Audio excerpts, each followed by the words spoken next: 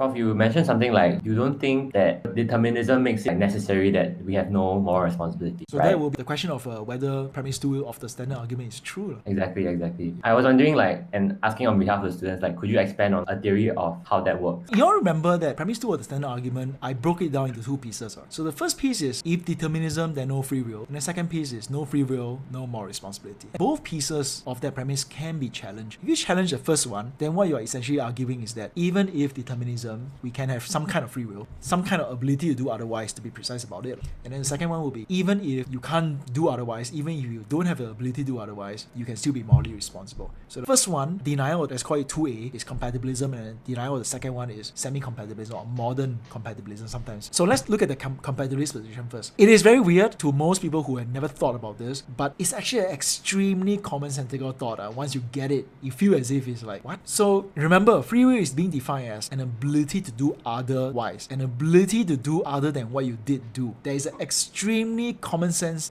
sense in which there are many things you could have done even though you didn't do, even if our universe is deterministic. Now, I'm very sure that all three of you can speak some other language other than English. You guys can all speak Mandarin, right? Can at least a few words, right?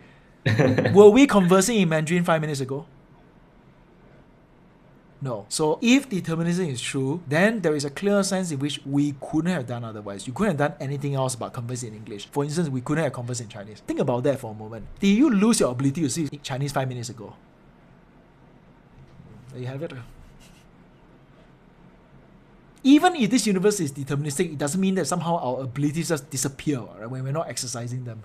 What's going on is this. When we scrutinize the idea of an ability to do otherwise, we discover that it's an ambiguous idea. It can mean a number of different things. One meaning of it is something like an ability to do otherwise, meaning that an ability to not be in the history of the universe, an ability to somehow have an alternate universe, alternate history of the universe. Okay, so that's one sense of what it means to be able to do otherwise, which is impossible if determinism is true. Because if determinism is true, there is only one history of the universe, right? The past leads to the present, leads to the future. So there is no alternate pathways. And since in order for you to be able to do otherwise in this particular sense is for there to be an alternate pathway, there you have it, you couldn't have done otherwise. Right? So that's one sense of what it means by saying that you could have done or you had the ability to do something else. But there's another sense. And the other sense is actually a much more commonsensical understanding of what it means for you to be able to do something else, which is that you have some ability that you actually have. You can swim, you can ride a bicycle, you can raise your hand, you can raise your eyebrows, you can speak in Mandarin, even when you aren't doing those things. And all these abilities can exist in the same one-track world history. That's the basic idea. Right? Even if the universe is only one track, it doesn't mean that these abilities don't exist, right? And how do we know this? It's very simple. Because within this possibly deterministic universe, we know how to tell the difference between people who can speak Mandarin and people who can't. And it's not just we can tell, there really is a difference, right? Any of you can speak Swahili? No. Neither can I. But there are people in the world who can speak Swahili. So obviously there must be some difference, right? Right? So here you have it. There is an ability which you have, but you didn't exercise just now. The ability to speak in Mandarin. But here's something else which you also didn't do just now. Speak in Swahili. And that's not an ability that you have. Right? And all these can take place in the same deterministic universe. The payoff is this. It all depends on what kind of ability to do otherwise is involved when we say that free will involves the ability to do otherwise. Which one is it? Is the one that matters? Which one is the one that matters to moral responsibility? If it's the one that requires the world to be such that there are branching paths, there you have it. But as a compatibilist, of course he's going to argue that no, it's the other one. Why would you think that it's that one? Why would anyone in the right mind think the compatibilist is going to argue that, right? We cannot hold you responsible for instance, for not being able to speak Swahili. See, it's an ability you don't have. But going into the pond to save the drowning child is an ability that you do have. So if you don't exercise it, we can blame you. If on the other hand, in order for you to save the child, you need to run at the speed of light, no one is going to blame you for not being able to do that. So it does cohere. It does actually cohere with our ordinary judgment. Is it a very robust conception? I do think so. Everything turns on what is the kind of ability to do otherwise that is needed for you to really have free will of the kind that is relevant to moral responsibility. That's the last part is very important, because even the compatibilists can agree that, oh, I guess if you're talking about that kind of free will, we don't have it. But why are we talking about that kind of free will again? I thought we are all in this to talk about moral responsibility. So we're going to look at the one that is actually relevant to moral responsibility. So what's your argument that this ability to like somehow create a different path to the world is a necessary condition for our being morally responsible? As some seems to be rather unnecessary, right? Does that make sense? So this is actually in John Locke, it's in Thomas Hobbes. Hume is a bit of this. Hume has one additional step as well. And then more recently, David Lewis, G. Moore. There's a whole long and distinguished tradition of English empiricists and their descendants who are basically compatibilists. So that's the compatibilist position. As I said, apparently the compatibilist / semi-compatibilist position is like 60% of the market. So I know it's kind of shocking to a lot of students, but it's a big chunk of the market.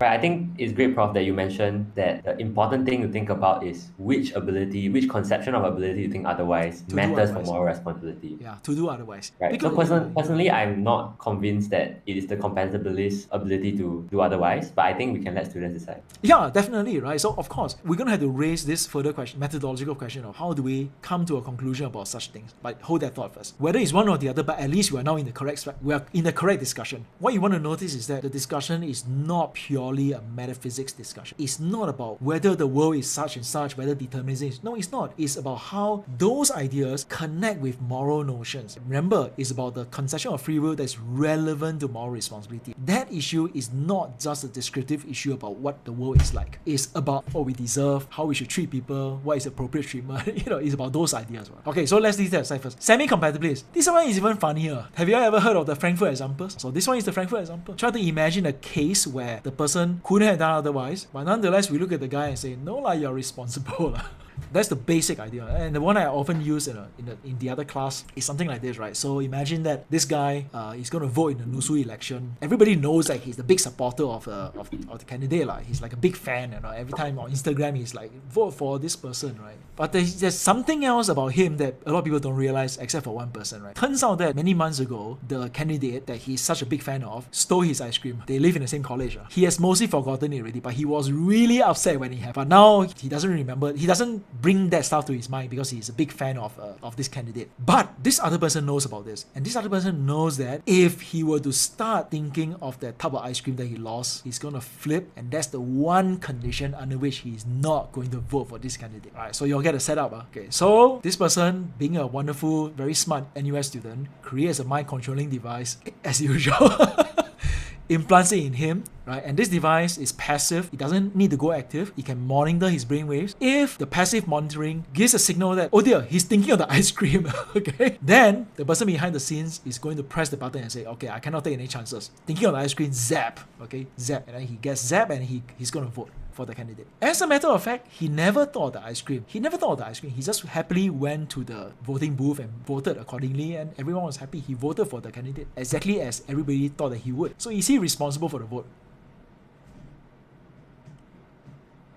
Right? So I always ask the students two questions here. Could he have done otherwise? And is he responsible? You are supposed to say he's not able to do otherwise. Why? Because if he had even started thinking about the ice cream, and which is the one condition under which he's not going to vote for the candidate, then the other guy is going to zap him.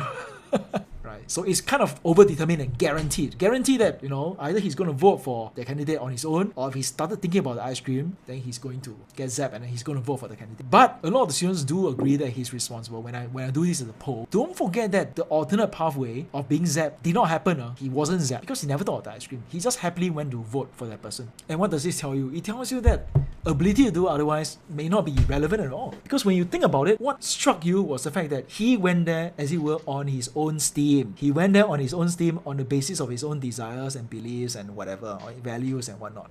And all those things you can still have even if the universe is deterministic. There will still be a difference between this guy who went there on his own steam, he walked there himself, has his own thoughts, has his own beliefs and all that, and he voted, as opposed to the other guy who was dragged there, as opposed to the guy who was threatened, as opposed to the other guy who was fooled. You can think of all these examples, alright? The only thing that you want to worry about for this guy is the Strawson worry, which is that could it be that he came to have his own beliefs and desires through a kind of a weird situation, right? Was there some further condition behind the scenes that make it such that he came to have these desires and beliefs in a not correct way, right? Maybe he was brainwashed, maybe there was another brain controlling device much further down upstream that made it such that he will have these thoughts and desires. Yes, those are genuine worries that we should attend to, and that's where Strawson was coming to, and that's why he proposed premise 2, isn't it? Right? Remember that? To me, those are genuine worries. But assuming that we can take care of that worry, determinism is not a problem here.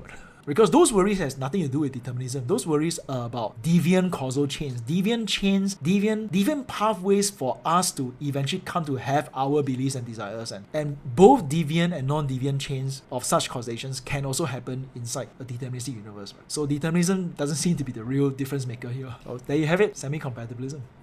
I used to include the Frankfurt example, and I used to put out both polls. I think last year I did it, or the year before last I did it. But there was just way too much material for this lecture, and it felt too rushed. So in the end I decided that whole section needs to be just streamlined completely.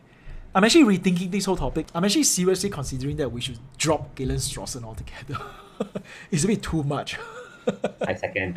Yeah. It's partly because of the way I teach it, but I feel responsible in the sense that even though I did not select this reading, but if this is the reading, I feel like if we are reading Strawson, then we jolly well have to talk about the regress thing, because that's the way he talks about it. I think it's great that you explain compatibilism like pretty concisely and well, so that students, I think with this understanding of compatibilism, students will see where the implant scenario is coming from. Yeah. Just saying the implant scenario is a bit out of like nowhere. And like then we will ask like why do we care about like our beliefs, our desires that this machine is trying to determine? And with this understanding of semi-compatibilism, that gives an account of free will in terms of like the beliefs, desires, the mechanisms in your mind. Mean responsibility, agency. Responsibility. Yeah. Based on the mechanisms in your mind, then it will make sense for Strawson to say this kind of thing about implants. Yeah. But actually, in general, it doesn't matter which position you are in, right? Whether you are libertarian or compatibilist or something, you should face this problem. Surely, no matter how friendly you are towards moral responsibility, you shouldn't be too easygoing about it also, right? Think about the ordinary cases where we do excuse people or allow people to run away with justification. Certain kinds of conditions really do excuse us. So is this very far away? No, not really. Right? Can this person, once he discovered this about himself, can he legitimately try to get himself excused by arguing that, oh no, it wasn't really me, right? You shouldn't punish me because that was actually the brain device. You should punish the person who implanted it. It does make sense, right? Yeah. Right? So notice that it's not that I did it and I'm not responsible. There's a sense in which it's not me who did it. I've been made use of in a sense. But this is very tricky because it's a complete grayscale here. A brain device can give you a completely new belief or new desire, like 5 minutes ago. But what if you drag out this process through a very long time? It's called getting an education. It's called having friends. It's called being part of a community where people talk to you and you change your mind slowly over time. I don't think that we should allow you to sort of excuse yourself just because of those things. Right? So here you have 2 data points that you need to find a way to sort of make sure that you navigate between them. Right? If somehow a brain device gave you a new belief and desire, a day ago because it was implanted in you, okay, fine, or you were brainwashed a month ago by the Cold War Soviets or whatever it was, and now you want to kill the president or whatever. Okay, fine. Okay? I don't think you should be considered responsible. But on the other hand, if you come to, over a long period of time, believe that, this president is evil and therefore you want to kill him and all that, even if the starting point is people tell you stuff, and so on and so forth, I don't think we should excuse you. Right? So how to navigate between these 2 ends, that is a tricky part. Some of the students who stay back also ask, why are we talking about moral responsibility as if it's a black and white thing? Why can't we talk about degrees of responsibility? I think that's entirely correct. Right? We do believe that there can be degrees of responsibility. Right? We simplify it so that the problem becomes a bit manageable in an intro class. But of course, any sophisticated theory will have to deal with degrees. There's no question about it.